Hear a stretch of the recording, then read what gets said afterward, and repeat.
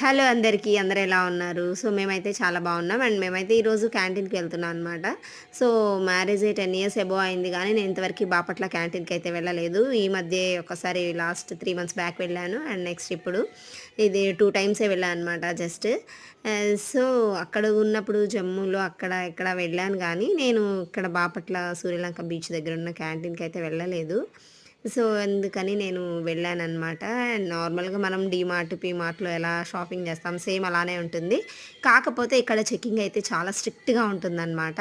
And మనకి కావాల్సినవి గూడా లిమిటెడ్‌గా ఇస్తారు. మనకి ఎన్ని కావాలంటే అన్ని షాపింగ్ చేయడానికైతే ఉండదు. ఒక ఫ్యామిలీకొచ్చేసి లిమిటెడ్‌గా ఉంటాయన్నమాట. సోప్స్ ఇన్ని తీసుకోవాలి, ఇవన్నీ తీసుకోవాలని. మనము దానికి తగ్గట్టుగానే తీసుకోవాలి.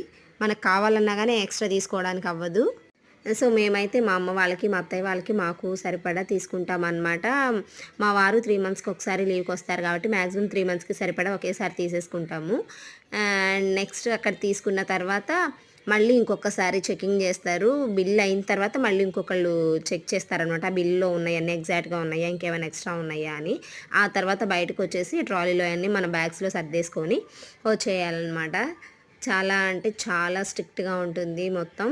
మరి మేము ఎంతకి షాపింగ్ చేశాము, ఏమేమి షాపింగ్ చేశామనేది నేను నెక్స్ట్ వీడియోలో చెప్తాను. Thanks for watching. Please subscribe guys. By by.